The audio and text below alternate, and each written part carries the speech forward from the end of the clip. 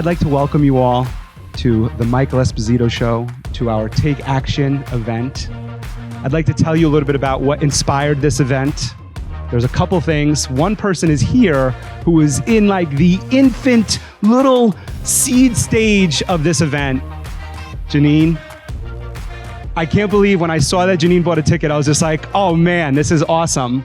About 3 years ago, Janine and I are sitting outside a Parish restaurant, and I'm telling her about this idea that I have for a podcast, for a live event. And I was telling her it would be so cool. We'd go to the DenTen Theater. We'd have seats. We'd have everybody come in, and it would just be so cool. I'd interview you and all this other stuff. And things happen. COVID happens. And so nothing never happens, right, in that moment. And then here we are tonight, and it's actually happening. So I think about manifesting our dreams. I think about that we can, if you think about it and you start putting action towards it, you can actually accomplish things. And that's what this event is all about. It's about you thinking about what you want to achieve, what you want to do in your business, what you want to do differently in your life, and then applying that to your life to be able to accomplish your dreams. And so, Janine, thank you for helping me get to this point. And soon you'll be up here on the panel as well. I want to acknowledge a couple people who also made this possible. I got a phone call one day, and somebody said to me, hey, we're looking for local podcasters, and I thought of you. Are you still interested in doing a podcast? I said, yes, I am. She said, great. What's your idea? I said, I'll call you back in half an hour. I want to thank Lara for helping me get a podcast on the iHeart platform. And then, of course, my producer here, Uncle Mike, who does everything for me. Thank you so much. They are an awesome team. Love them. I also want to thank my other team. I want to thank Katie, Cecile, for all the behind-the-scenes things that happen that put this together for me, that make me look like I'm really well put together. I mean, they even picked out this jacket for me. They didn't. It was my sister. And then I also want to just thank the DenTen Theater, Harry, his team, his staff that helped me have this opportunity. I want to thank the iHeart staff. I want to thank Team DenTen, Jerry, Carolyn, where are you? There you are. Jim wasn't able to make it. His wife has COVID, unfortunately. But we're a virtual office, so we're all safe here. Let's see, what else do I have here? And then the last people I want to thank are my wife, Devin, who is home right now, taking care of my two daughters, Denise and Tenley. So with that being said, I would now like to introduce our amazing panel, which I don't know if this is a panel more than it's just an opportunity to meet amazing entrepreneurs who are so inspiring. So the first person I'd like to introduce is someone who started her business at 25 years old, with just $25 in her pocket. She's since built a hangar at Stewart Airport, and I just found out another one up in Saratoga, I believe. And she runs a successful helicopter flight school and service. She's the CEO of Independent Helicopters. Please welcome Heather Howley.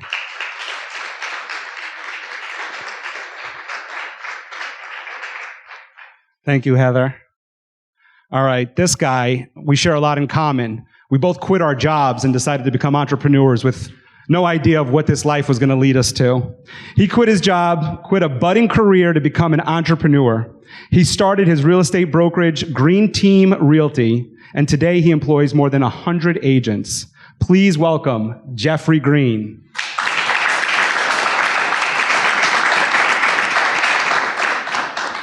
And our last person, I mean, if there was anybody who helped get me here, I think we all know who it is. Entrepreneurship is in her DNA. Today, she helps entrepreneurs uncover their superpowers and use their energy wisely. Through her coaching, I've been able to accomplish my dreams. She's the founder of Master of One Coaching, Merritt, Minnemeyer.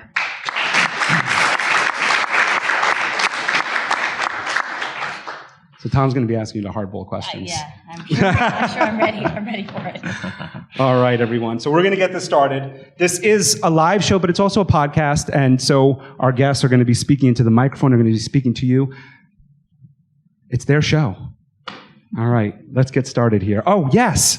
There's one thing that we forgot to do. Thank you. Well, I didn't forget. Thank you. Because we want to thank our energetic and courageous host and sponsor of this event, Michael Esposito of DenTen. For those of you who don't know, DenTen is an insurance company providing auto, home, life, and business insurance Through technology and partnerships, they make buying insurance easier. DenTen has a local and global mission to give back. So when you buy a policy with DenTen, you're giving back to our local and global communities. Michael, thank you for putting this together. I appreciate it. And speaking of giving back, all the proceeds from tonight's event will benefit Family of New Paltz. And if you're not aware of Family of New Paltz, it's a wonderful nonprofit organization here in New Paltz. It's 100% volunteer staffed, and the programs that they offer range from a food pantry to car repair and a whole lot more that supports families in need in our area. So to learn more about Family of New Paltz and also Family of Woodstock, their sister organization, please visit familyofwoodstockinc.org. Thanks, you awesome panel. All right, let's teach these people something. All right, I'm going to ask a question, put it out there to the three of you, whichever one of you choose to jump on the mic first. When we think of the word entrepreneur, which is a word that is used very regularly these days, what's the first thought that comes to your mind when you think of the word entrepreneur? And what does it mean to you to be one? Ladies first. All right. For me, it's the doer of all things. I think when you first start a business, entrepreneur, I think a lot of us get into it thinking we can, make more money, have more free time, which you do eventually get to do those things. But in the very beginning, it's a lot of hard work, and it's all very much worth it. But when I first started as an entrepreneur, I had no idea how much work actually went into running a business. I was the worker bee that became the entrepreneur, and it's a lot harder than it looks.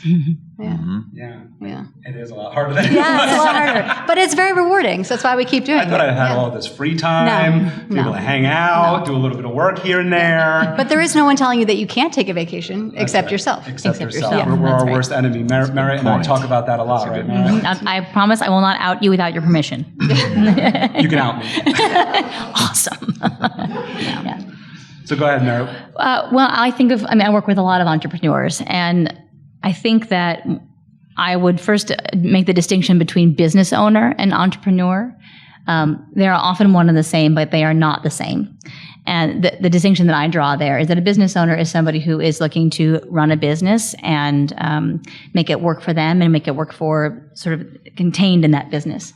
And an entrepreneur is somebody who is looking to push the envelope with their business or with their endeavors. They are looking to start something new, to make a greater impact in a new and different way. They are cultivating.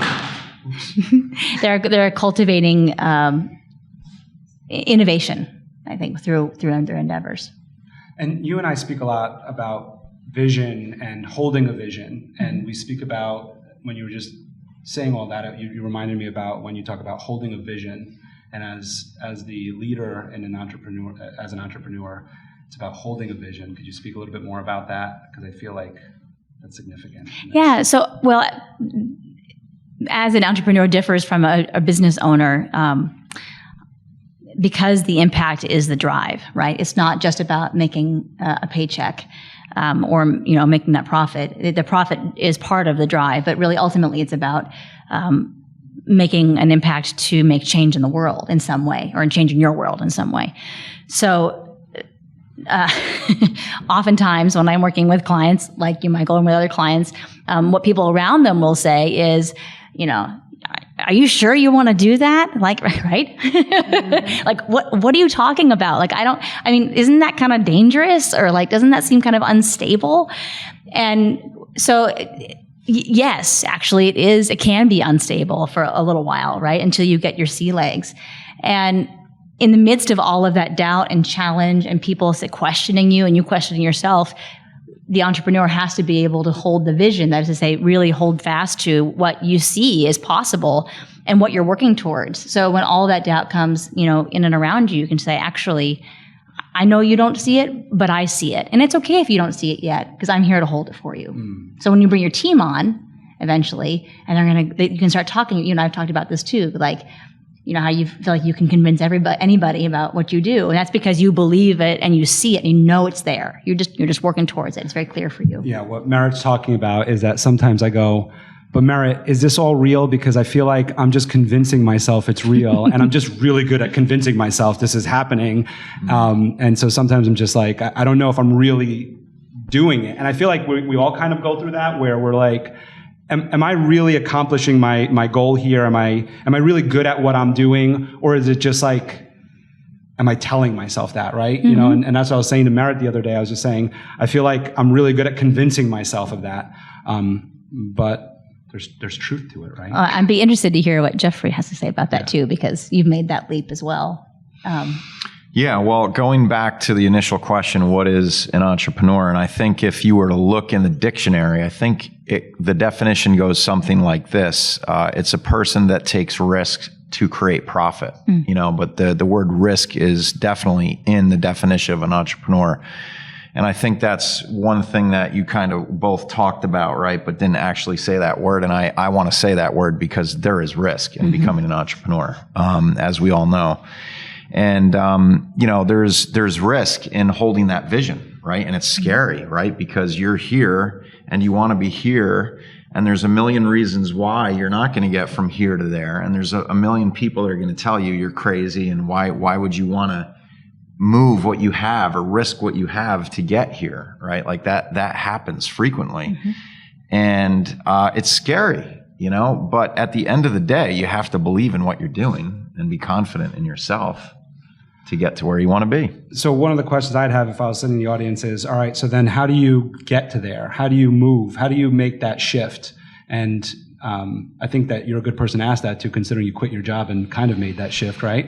Yeah. I think, you know, look, yes, I am a risk taker because I am an entrepreneur, and I do take risks, and I'm aggressive. However, I am also quite diligent, you know, like I didn't just quit my job. I made sure that I had money saved up. My wife had a good job with benefits and so on and so forth. So I'm not the guy to go down to the casino and put everything on red to make payroll. You know, that's just not how I am. And I think in our podcast, I said, I like to hit singles and doubles rather than swing for the fences, you know, and that's kind of been my path, you know.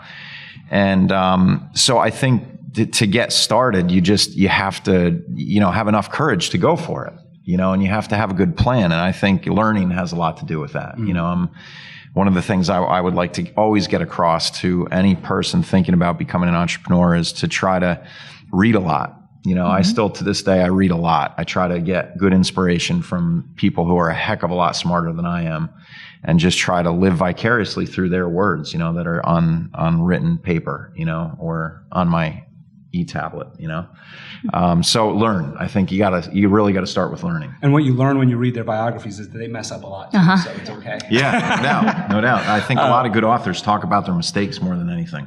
Which is what we learn from. Sure. And Heather, you were just making a small little comment about you have a different take on this. Yeah, I went the complete out. I didn't do all of that. I literally jumped and built my wings on the way down. And I've actually run into other people who wanted to start their business, and they're like, well, I have to raise the money and I have to make sure this is set up. And they were all limiting things to them where they couldn't start their business because they were limiting themselves. They wanted to get all their ducks in a row. And I was like, well, if you believe passionately in it enough, then take that leap of faith. And yes, surround yourself with people who you can inspire, who can inspire you, and who, you know, are your cheerleaders. But I think if you believe in something enough, that you'll figure out a way to make it happen. I mean, I literally started with $25. I had nothing. I maxed out credit cards, and flying helicopters is risky on its own, let alone owning a business doing that. So I kind of went the opposite. I had age on my side. I mean, I was 25, so if I lost everything, it didn't really matter. Yeah, I didn't have a family. I didn't have all those other things. So it was kind of like, just take the jump. And if it works out, great. If it doesn't, it was a great experience. It taught me something. I may have gained, you know, flight time in the process that could then help me later on down the road to get a different job or to do it differently if I had learned the mistake the hard way. Yeah.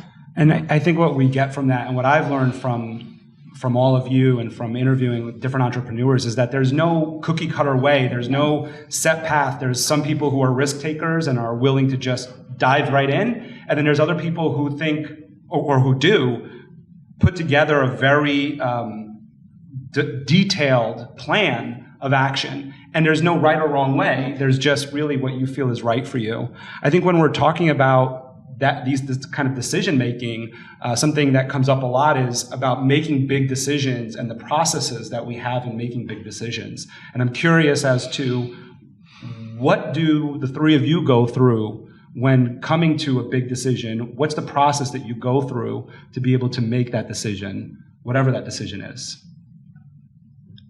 Merritt? we defer to the business coach. You're the coach.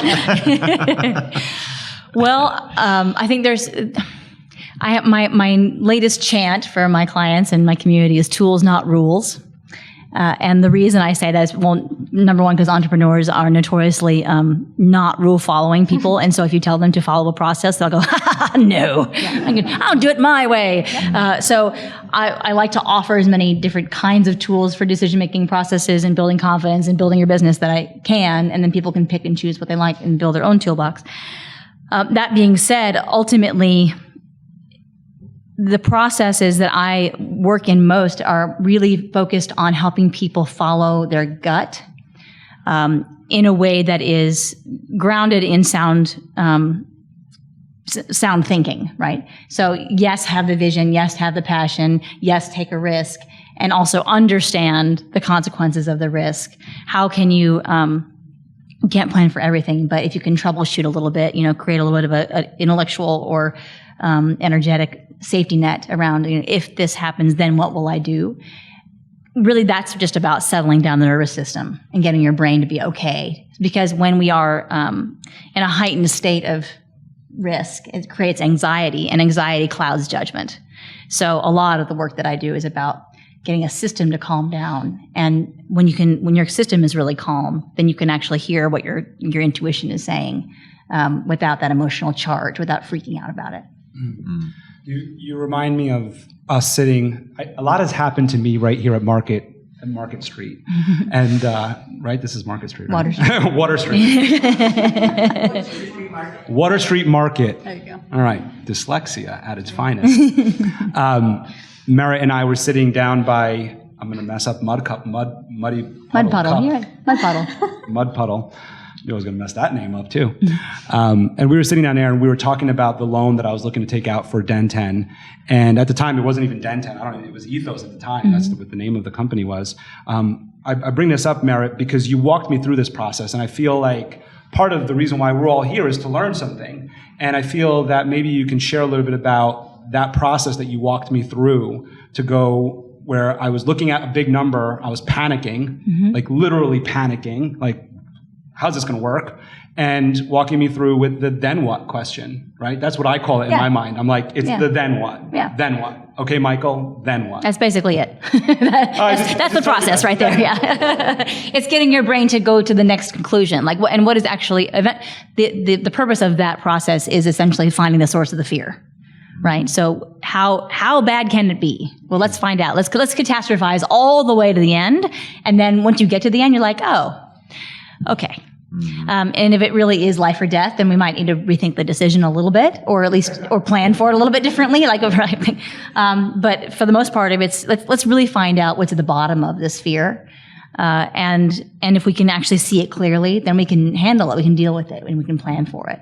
But if we're right, because if you don't know what it is, I had an amazing mentor many years ago who said monsters live in the dark. And so as long as those fears are living unnamed and unseen, then they're going to be running the show. So you just got to see them, and they don't look so scary. And name them. Yeah, name them. I'm interested on your decision-making processes. Either. Oh, okay. no. You want me to go like first? Just go, yeah. Okay. Heather just told you what hers is. Is that going to Flies helicopters and airplanes for a living? Yeah. Is that going to be your answer for everything? Just do it. No, I mean, yes, but no. Well, it's that was an interesting picture that you just painted, and I just want to share this real quick. My wife and I had taken a trip to out to Texas to watch the Formula One race in Austin, Texas back in October. And when we left, my son, who had never shown signs of anxiety before, had crippling anxiety, and it lasted for like 2 or 3 months after we got back. So we had him in with a counselor, and it was hard to get him to go to school in the mornings. Long story short, I needed to find a solution. So what did I do? I found a good book, right? I was learning, right? That's always how I work myself out of problems, try to find an expert on the solution. And one of the tools that she gave me through her book was what was called the downward arrow, which is exactly what you just explained, which is, okay, so why don't you want to go on the bus? Well, because I might cry at school. All right, well, if that happens, then what? Right? And the idea was it minimizes it down so that you can see that the fear isn't so great, so. And it's interesting, as you're sitting here talking, I realized that my wife has, and I didn't just realize this. I love my wife. She's like, my wife is everything to me, and I mean that sincerely, and she knows that. But she is that person that helps me get to the bottom, so that I understand that my fear isn't so great, So I think you do need somebody that you can confide in to verbalize what you're thinking. Right? Because a lot of times what you're thinking, once you start talking out loud about it, it isn't so bad, or it doesn't really make sense, or whatever. And then you start to talk about it and you're like, oh, okay, well, you rationalize. One other thing that I will say that I do often is I'm a good spreadsheet builder. I can build spreadsheet models really quick, and I can solve problems on a spreadsheet. So I really, like to have comfort in numbers and knowing that I'm making a sound decision. So I will whip up spreadsheets frequently on things. I have sheets all over the place for things, and you don't need them forever, right? You just need to prove out your problems so that you can see that what you're doing is making good business judgment. So spreadsheets are a good thing too. I'm going to be looking for some of those spreadsheets. So Ms. Fly by your seat of your pants. I remember in our podcast, I was telling you I might be a little bit nervous about flying in a helicopter with you. And I assume that this is how you make your decisions, your big decisions. Well, so I was going to tell the story about how building the hangar, and it was $1 million loan that I had to take out, and no one wanted to give me a loan. And I came to the decision, well, do I need to do this? And the answer was yes. I went through the whole distilling process to decide that yes, I had to, and this was the only place I could do it. But no one else really believed in my project, so I couldn't get the funding. And everything we've talked about so far directly relates to that scenario, right, that I was going through, where I had to hold the vision. I was the only one that believed that it could happen. And by holding that for so long, I managed to convince other people that they also should believe in the project. And we fundraised a little bit and found a bank who would give me money, and then took everything down from the contractor and hired a different contractor. I ended up tiling the bathroom floors and painting the walls and hanging door frames and all kinds of things because I believed in the vision so much. But then also, if I go back to the decision making, it was that process of getting to that point to get the fundraising to fire the contractor, et cetera, et cetera, et cetera. I had a lot of soul searching to do. I have my own coach that I use who never tells me what to do or make the decision for me, but she is always the person that I confide in and will talk me off the ledge. And there were several times where she's like, well, do you need to build the hangar? Like what then, right? If you build the hangar, then how are you going to pay it back? How are you going to get the funding, et cetera, et cetera? We went through it. And every time I did the process with her or on my own, it was always, I have to do this. I will figure out how to make it happen. And how do I convince other people to believe in what I'm doing? So everything we've talked about so far was what got me through that. And a lot of letting go. Honestly, I wanted it so bad. I can remember crying and like going on these walks and doing these meditations and doing everything I could think of to ground myself and to put myself on the right path where I could still believe. And it was so hard that when I finally just said, well, whatever it is, I'll put it in God's hands and maybe it'll happen. And if it doesn't, then I've done everything I can do. And I'll either lose my business because I have no home for it anymore, or it's all going to work out. And it was that process of letting go after I made the decision to stick to it that everything fell into place. It was an incredibly difficult process. Not belaboring the how so much. Yeah. How long ago was that? 2 years. 2 years ago? So we started, I started the process 2017, I bought the land. 2018, we broke ground. We stopped construction in 2019. Obviously COVID hit, which sucked. And then I moved in June of 2020. So we closed down the business April of 2020 because of COVID. And in May, I said, screw this, I'm going back to work. I don't care. Like, I have to keep going. And I was the only one where I lived in my office for 6 months because I had to. Like, I was just working my butt off. And so that was June of 2020. So now we've been in the building for 2 years. Wow. Officially today. Wow. Congratulations. That's It's a process.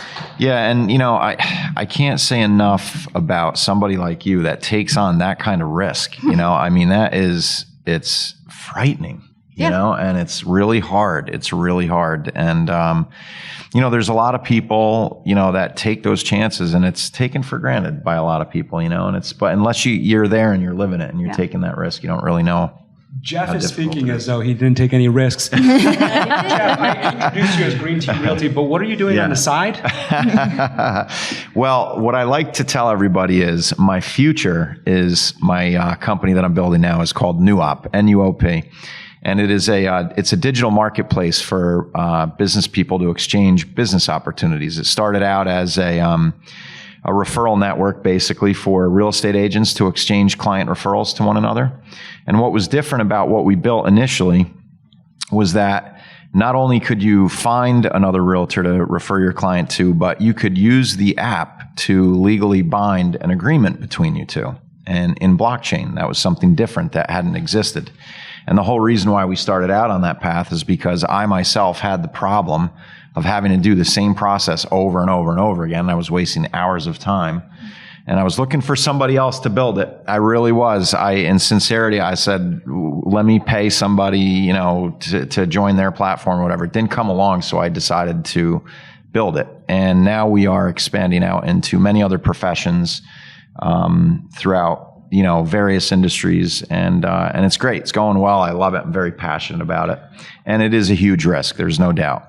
It's a huge risk. In that risk, you're working with you have a partner in this, right?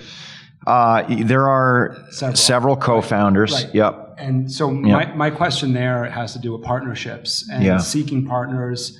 What process you might go through in those partnerships, and partnerships could be defined so many different ways. It could be a partnership in the sense of like they have ownership in your business. It could be a partnership like I have with Katie and Cecile, right? It could be partnerships are all different. But I'm interested in your process in finding a partner the way that you have. It's a really good question, and I think a lot of people you hear, right, like partnerships. Most partnerships fail, that sort of thing. And I had never been in a partnership relationship before in my life until 5 years ago, basically. And suddenly, within the last 5 years, I now have a lot of different partners in several of my businesses. And I think thus far, I've been very successful with it. I don't have anybody that hates me or is mad at me or wants to get away from me or anything like that. I think we have a lot of very successful relationships. And I think that I just always try to be fair in everything that I do. It doesn't mean equal, but fair, right? Like everything needs to be fair. Everybody, my father always used to say, God rest his soul, we lost him to COVID last year. Everybody should get paid for what they do, and that is such a good point. It's so simple. You said that to me in the dressing room. I said that? To me in the dressing room, yeah. Did I really? Yeah, he said everybody should get paid. Everybody should be paid for what they do, right? Like if I'm working really hard, I should be able to make more. If you're working harder than I am, So you have to find a way to identify who's going to do what up front and try to find a situation that's fair for everybody. I think fairness is at the root of all good relationships, I know that not all of us are as risk adverse of taking $1 million loan out. So I'm interested in what would you do with limited to no resources? How would you operate your business if you weren't able to get the loan? What would you do differently? And how would you go about it? And if you're looking at it and you're going, no, that's the only option for me, that's fine too. I think that's a fair answer. So there's no question, no answer off the table. But what would you do with limited to no resources if you are an entrepreneur? That's just did it with nothing. Well, I guess what I'm asking here is maybe if you are not ready to take on a risk of a loan or a partnership, how might you have done it differently, or how might you recommend to do it? Well, let me throw this out there just as a talking point. So I think I don't know who I learned this from or whatever, but there's this term called rugged individualism, right? Which is where we start as entrepreneurs, which means I'm going to do this. I'm going to get it done. No one's going to stand in my way. I'm going to break through concrete walls. And that works. And you can get very far as an entrepreneur, but you can only get so far before you have to then learn how to delegate and build a team and prioritize things and become a leader of people versus just that rugged individual, you know? And I think that's probably where a lot of businesses may not necessarily fail, but end, right? Because the rugged individual burns out eventually, you know, and you have to learn how to build a team around you. And I think, you know, I've been diligently building a solid team around myself for, I'd say, about 7 years now. You know, I've always had a team, but I was really a rugged individual for a long time. You know, I call it 17 years now that I've been an entrepreneur. For the first 10, I was in that rugged individualistic point of view. And for the last 7, I've really been focused on building my team. And now I'm really, more than anything, trying to learn how to be a CEO. You know, I do have a lot of good support around me. I am in a Vistage group. I don't know if you know what Vistage International is, right? I'm part of a Vistage group, and I'm blessed to have some really smart people around me.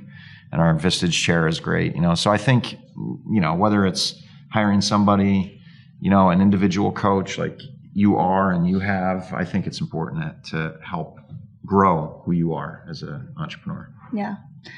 Well, I agree with you on that. I would also add that in terms of, you know, if resources are limited, that sometimes entrepreneurs are not typically characteristically patient.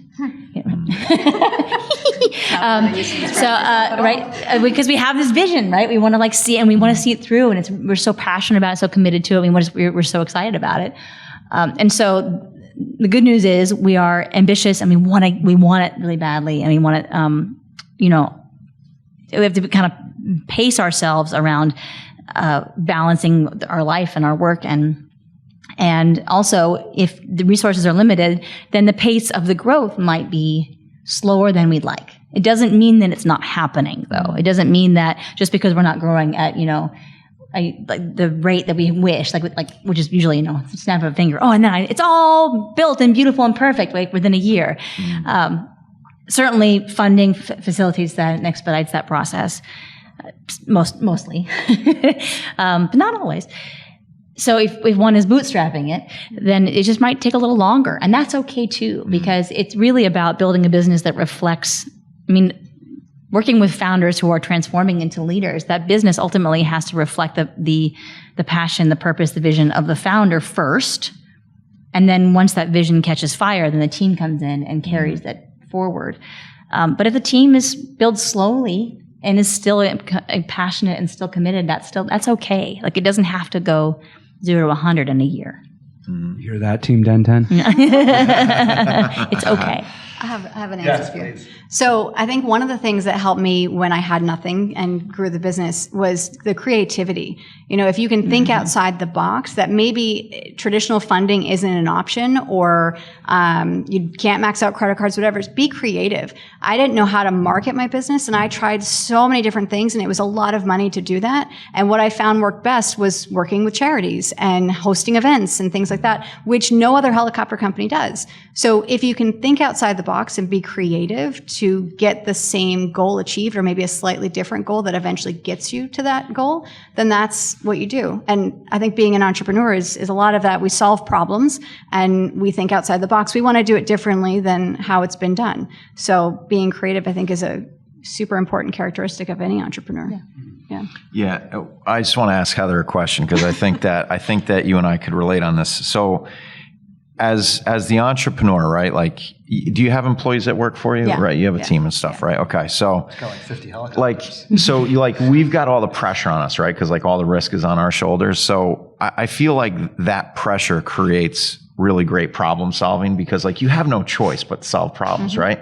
And then I think like one of my problems is like, I'll sometimes like know what the answer is, and my team like can't figure it out. And I'm like, how can't they, you know? But like, I think it's that pressure, right? That. Yeah, probably. Yeah, I'll be honest. When I hire staff now, or team members, part of the requirement is they have to be problem solvers. So we give them, like, we'll say whatever the question is, or a problem that is a realistic problem that might happen, you know, in the field. And we're like, okay, what do you do? And if they answer, well, nothing, and I call you and that's it, I don't fly, then we don't hire that person because they're not problem solvers. So it's a requirement for me. But yeah, the pressure does help make you like have to solve the problem. Yeah. Yeah. It's a little bit, sometimes entrepreneurs can be adrenaline junkies to that effect. And that's sometimes what I see in my seat working with people who are transforming from founder to leader, CEO, is that they seek that pressure because they like being the ones that solve the problems, right? And there's nothing wrong with that at all. And except that if the vision is to really grow the team beyond the founder, then the founder has to be able to let go and let go of their addiction to adrenaline a little bit. And so that can be a tricky transition for a person, you know? This is quite therapeutic. Yeah, I bet. Well, I'm here to help, Our own Jeff. problems, right? Like deciding to do a live show. Reading my mind. Reading my mind. We have a little time now for our Q&A. I'm going to ask that to happen at this time. Do we have anybody who wants to volunteer first as our first question? Just raise your hand. All right.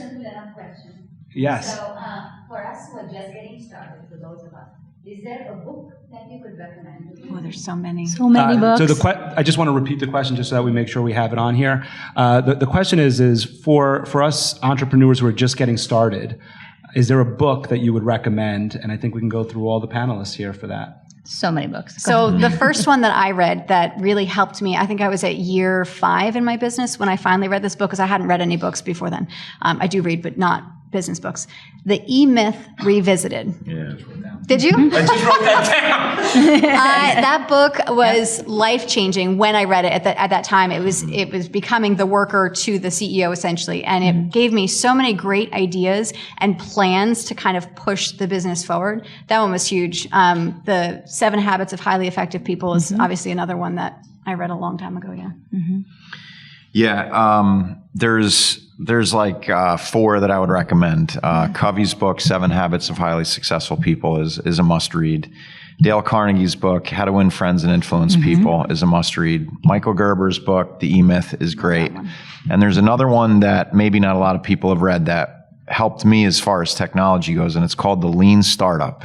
And it's all about developing a minimal viable product, and that really is relevant in any business, and not going for the waterfall, right? Like just get something out there, test it. And so those are 4 really solid books that can get you off and going.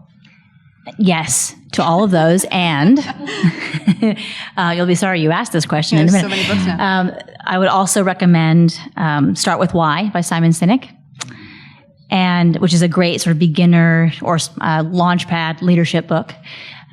You are a leader from the moment you start your business.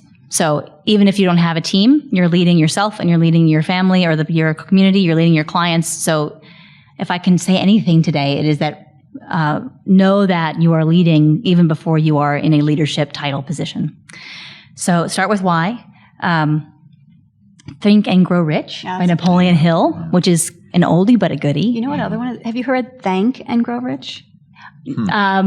I haven't heard of that one specifically, but one's really good too. Yeah, that sounds like another sort of you triggered it when you said it. Sorry, appreciation and abundance kind of gratitude really book. good. Awesome. Yeah. Yes, and the Go-Giver Leader is another great one. And then there was a third one that I was going to say, and I forgot. No, that's okay. That's okay. We had a lot of really good ones. Merritt, and please chime in with it. I would also recommend biographies of great entrepreneurs, that speak to you, or business leaders that speak to you. So many of them have biographies, and I learned from so many of them: Steve Jobs, Bob Iger, Elon Musk. I mean, whether you like or dislike who they are, there's just so many out there. And by listening to their stories, which is what my podcast is really about, is really digging into their story, you start associating and you start seeing what speaks to you in terms of the risk that you might want to take or not take, or the path you might want to choose or not choose. And you hear it through a story, which to me is just really inspiring to hear their stories. And like I said, Bob Iger is the CEO of, or was the CEO of Disney. So it doesn't just mean that you're an entrepreneur, you're a business leader, right? You don't have to be starting Disney. You could be a CEO and learn from them as well. The one I just remembered too is called Profit First, which is an excellent book for starting out entrepreneurs to remind you to pay yourself. because we so often forget to do that when we're starting out. Thank you, Merritt. Right? Everybody deserves to get paid, right? Yeah, That's no right. doubt. Everyone Even you. You can't be afraid to make money. There's nothing wrong with making money. Next question. Don't make me Hold on one second real quick. One other thing that I wanted to say is you can Google business model canvas. It is a faster, more rapid way of building a business plan than writing a 50-page business plan. It's a really great concept, and it helps you think visually through your business of all the different components of it. So there's good books on it. There's good software platforms. Business model canvas. It's something really good to check out. Thank you. Who's our next question? Go ahead, Janet. I took the plunge about 3 years ago. Congratulations. Not very well. But I was also fortunate enough to have mentors and also a great support network, including Merritt and Michael.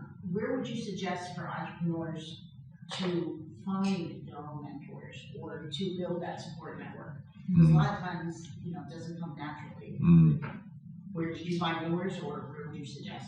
So Janet's asking, where would we find our mentors to help us take that plunge? Wow, that's tough.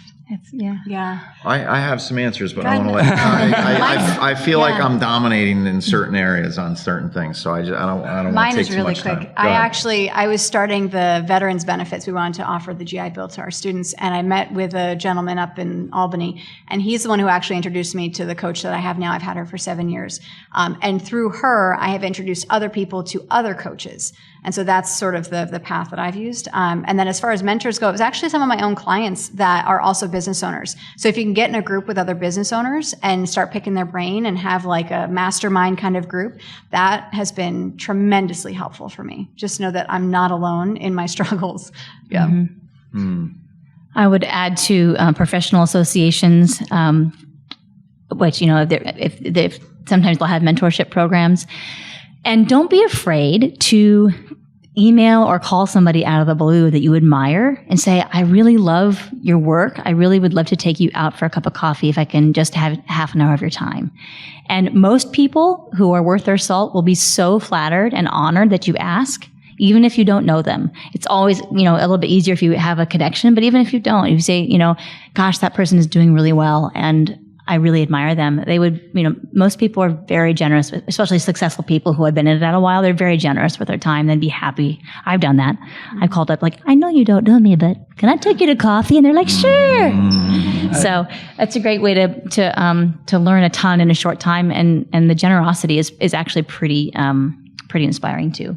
Something I want to add to that, Merritt, and Simon Sinek does talk about that, and as well as to also give back to your mentors. So a mentorship relationship is not just about seeking advice from the mentor, but it's also giving back to that mentor and responding in ways where if they give you advice, to maybe take it, or if you don't agree with it, obviously don't, but to take some of to put into action the things that they're sharing with you, but also to give back to them. So if you see a connection that you could make for that mentor, make that connection. If there's something that you can share, because the other thing is that you also have value.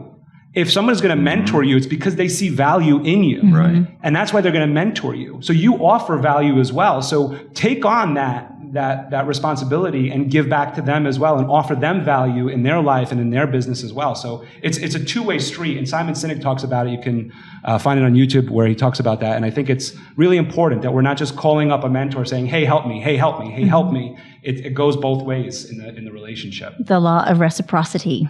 Karmic relationships. Did you have something you wanted to share about that? No. Anybody?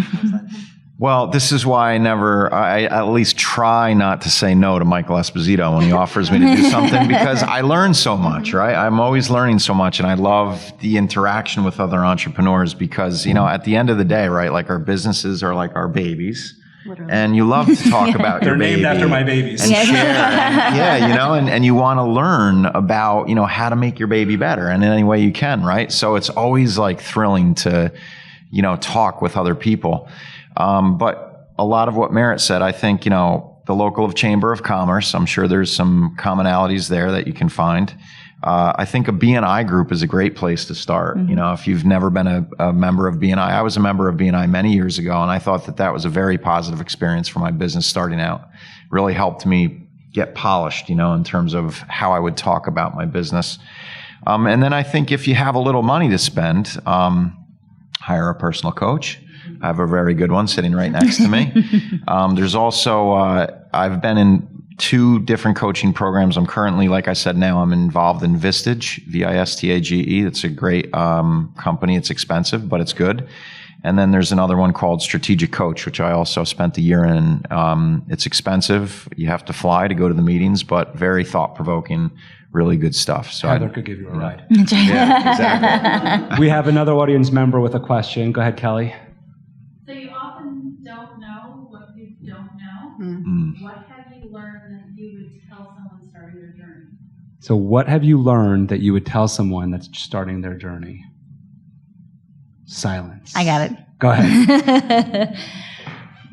In our culture, we have vilified failure. We have we sort of set it up so that failing is bad and even shameful. And as a risk taker and as someone who is an entrepreneur, learning how to incorporate failure into the process of success rather than it being the antithesis to success. Get used to that. Get comfortable with failure. Get used to screwing up. Get used to apologizing. Get used to, trying to do better, taking ownership. Get used to it and get comfortable with it, because the more comfortable with you are with it, the easier it will become, and the more quickly you will learn or fail forward, as we say. So I like to say that failure is opportunity. That's my favorite saying is there is no failure, right? It's always an opportunity to learn, an opportunity to grow, an opportunity to take that failure, and now you've made connections, you've, grown your reach, whatever it is that you've done, they're all opportunities. Any negative, it's all mindset. So if you can shift your mindset around whatever that negative thing is, whatever it may be, failure, et cetera, then shift it so it's an opportunity. There's always something to be grateful about inside of it. It may be hard, but it's there. It's always there. There's always a silver lining. Yeah. Wow. That was deep. That was, no, really, that was, those 2 responses were fantastic. And wow, I don't even know really what to say about it. But, because look, at the end of the day, as an entrepreneur, what's going to stop you is your fear of failure. You're going to constantly get paralyzed. Or that's other just what people's happens. fear of failure too. Yeah. Yeah. Sometimes. Around Don't you. listen to around you. naysayers. Right. Yeah. So, and I'm just sitting here listening because, I'm making some moves right now and taking some, risks within my companies and refactoring things and trying to, scale, right? And it's like I'll wake up at night like in a panic, because there's risk being taken, and it's just that it's that fear of failure, but like what you 2 just said was really fantastic. But the one thing I would add is, Always.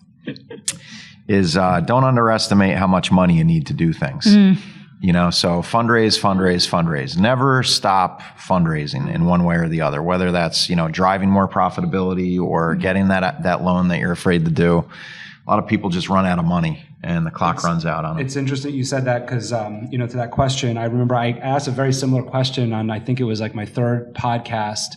And my guest, I don't want to misspeak, but I remember he was out in Silicon Valley, did a bunch of things and came back, and I had asked him a similar question. And he said to me exactly what you just said is, if you think you need a certain amount, ask for more, because the last thing you want to do is to have to go back and ask for more. So just ask for the $1 million up front. Don't ask for $500,000, ask for the $1 million, because it's harder to go back and ask for the other half.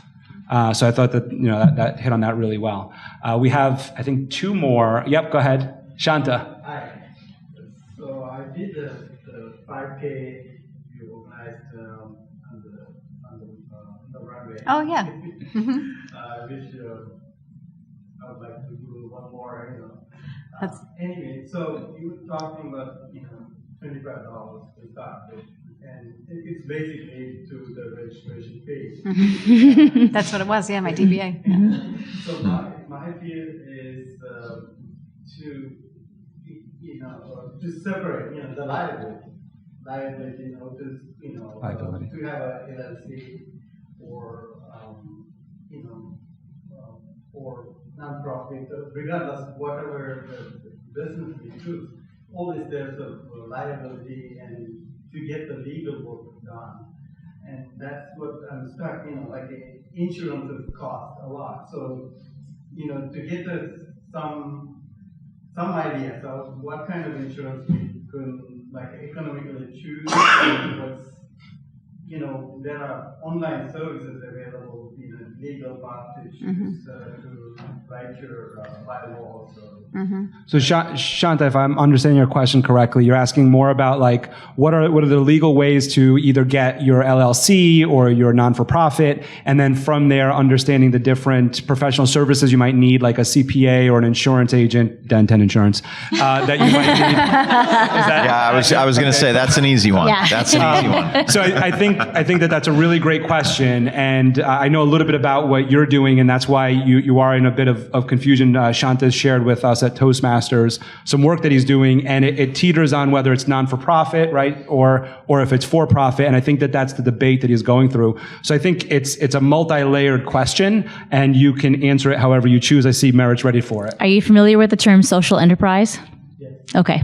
So if you want to talk about that, we can talk about that. But share a little bit about social enterprise. Well, so this is my big passion is the social enterprise movement, which is basically for-profit businesses doing good. And right, we've been siloed for 100 plus years, however long it's been, where it's either nonprofit does the good work and the for-profit does the money work, and never the twain shall meet, right? And it's set up so that the captains of industry, their wives had a place for them to tax shelters, number one, but also somewhere for them they could be members of society and contribute in some way, right? And it's been very siloed up until maybe 20, 25 years ago. Patagonia was one of the champions that were actually sort of inadvertently the champions of this model. Tom's Shoes, and then there's been, especially in the last 2 years, actually it's fascinating to see during the Great Resignation, right, and the reshuffling that we've experienced, how many people are going out on their own and starting businesses that want to be for profit and also for good. So you can looking at a certified B Corp, or there's lots of different ways to do it, but they do not have to be two different things anymore. And there are some actually very simple and elegant ways to construct that so that you can do both at the same time. That's what we do at DenTen. That's what you do at DenTen, right? Absolutely. I speak about that all the time, is that we're rooted in giving back, in that it's not about, when a company, let's say, is not doing well or is struggling or something, they start cutting things from their budget, and they'll cut marketing, they'll cut giving, they'll cut different things, maybe it's payroll and things. And I look at DenTen and I go, I would never cut giving back. That's just not going to happen. So that's part of who we are. It's not a marketing play. That's who we are. That's our identity.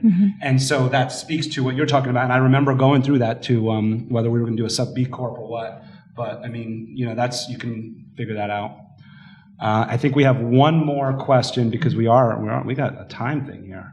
And I'm looking at them, and I know. Yeah, you're the guy. That's it, Tom. It's you. I'm always befuddled by the relationship between kind of goals and objectives for people. I don't really know together. I'm like a budget guy. I'm into projections and hitting it, right? And I often feel like you're talking about failure, and I in my family life and as a man, I can identify, but as a professional in my business life, I really like to be able to predict and plan and to group resources for certain obligations. And I would have a hard time on having a footing in the world that you all operate in. So I guess I wonder, when you don't reach a goal, first of all, how do you regroup from that experience? And second of all, when you set the next goal, how do you feel really driven to reach it when the last goal didn't?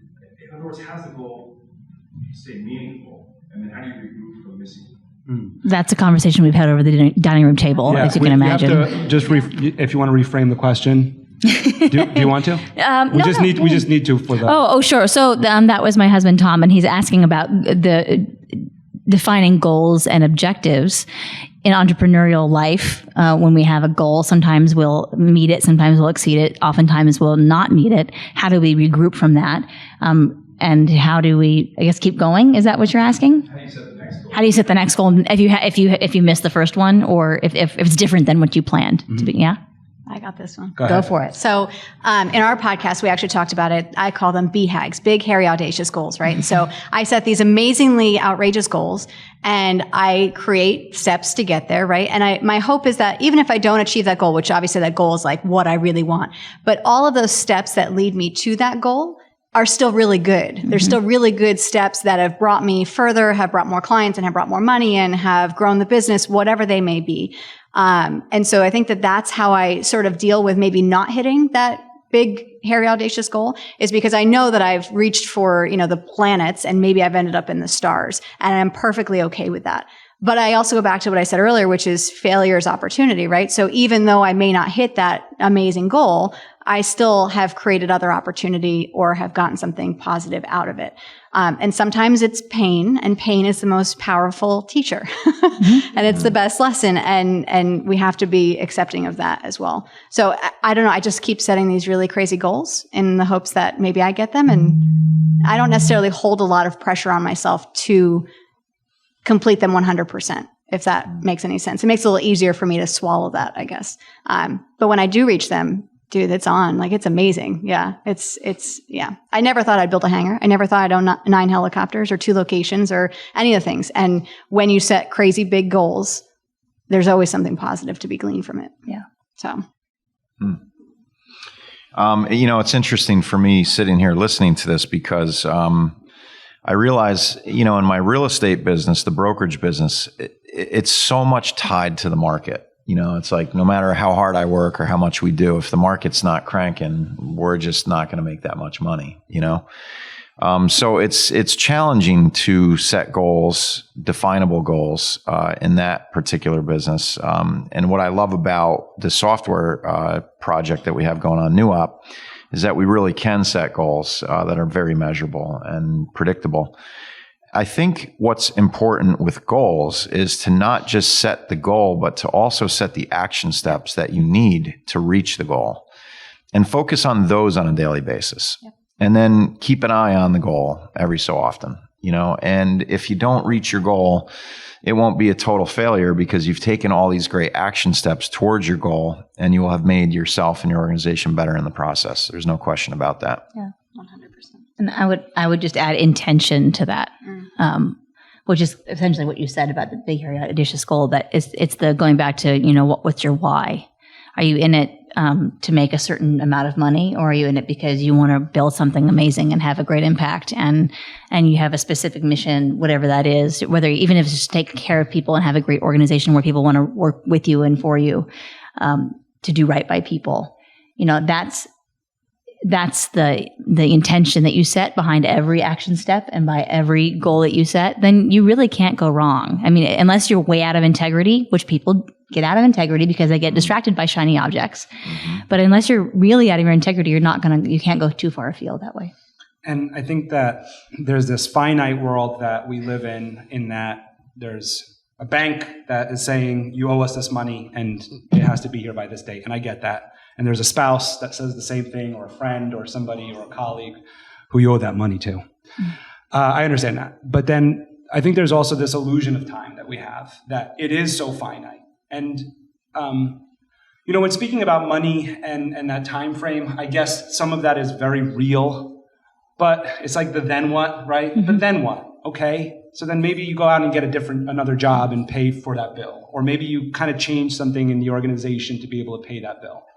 And what I'm getting at with this whole time thing, if now we remove that part and look at this like illusion of time, is how I started this show with 3 years ago, Janine and I were sitting out there, and it was a couple weeks away in my mind. Was in a couple weeks, Janine, you and I, we're going to be sitting here, we're going to have a live show.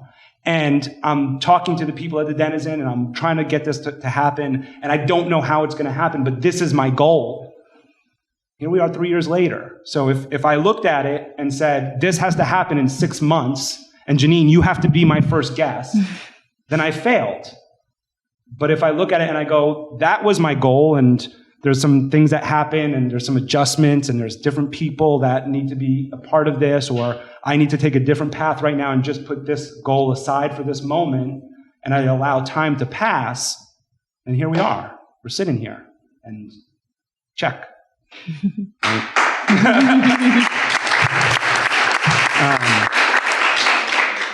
Thanks for starting that applause. As we conclude, I do have 2 last questions, and I'm going to put them both out there so that you guys can just take them as you wish. One of them has to do with, I speak about dyslexia, and I'd like to talk about it more because I think that we all deal with different issues in our lives, and we all deal with different things that happen to us. And so I think it's important that we all understand that we're all dealing with something, but we can accomplish things. We can overcome those things. And so I think that dyslexia is my superpower. I look at it as being totally off the wall, weird, crazy, thinking about 10 different things. Cecile can't keep up with notes because she's just like, Michael, I'm working on this, I'm working on that, she's all over the place. Lara has to listen to all my stories every morning. That dyslexic mind is what gets me to this point, and so I look at it as my superpower. So my question to you is, what's your superpower? Ladies first. I think a year ago, if I were asked this question, I would have said that my superpower is to help other people unleash their superpowers.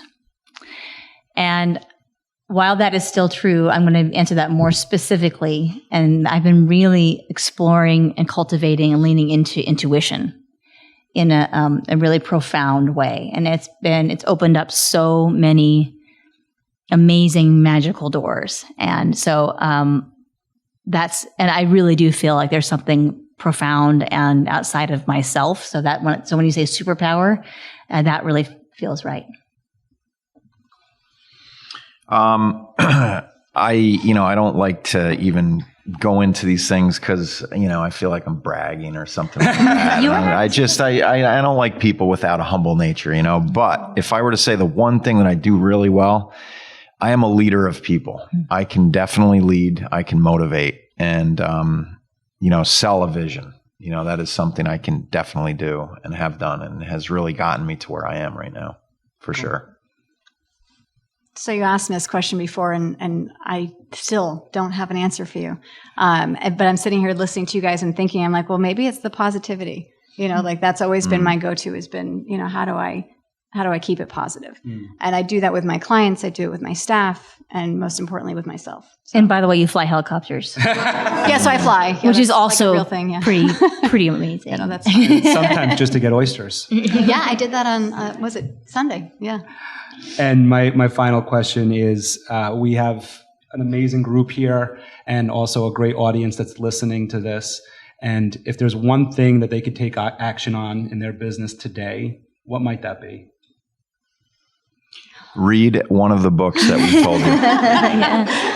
I feel like that's an easy one. I just do it. Like that's been my thing this whole night is just do it. Yeah. Like what are you waiting for? What's the worst thing that can happen? Yeah. Just do it. And if you need help, ask. Like I know that was the hardest thing for me is asking for help. Don't be afraid to ask.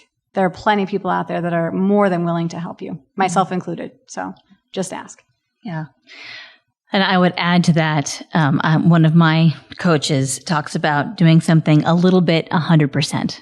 So you don't have to do 100% of it all at once. You just do a little bit, but do the little bit 100%. And that is super empowering for me because I can just take one little thing, but I can do it with all my might. And it moved me forward, right? Yeah. Thank you. Yeah, I think that speaks to passion and having that passion. And it's another word that we use a lot, but you got to have that passion. You got to have that grit to be able to make it. I want to thank our wonderful panel of entrepreneurs. I also want to point out that this has been recorded by an Emmy Award-winning nominated. Well, you're a winner to us. Twice. Please thank Tom, Talix Media. Hope you all signed your consent forms. You're going to be all over social media. Thank you, Katie. I'd also like to invite all of you. We're having a little after party to celebrate this occasion, and you get some FaceTime with our panel and also a little bit of mingling with each other. We're going to be going to Shotzi's. We have a couple tables reserved for us to go over there. So that's a wrap, right, Tom? Can I say that? That's a wrap. Thank you, Michael. Thank you, Michael.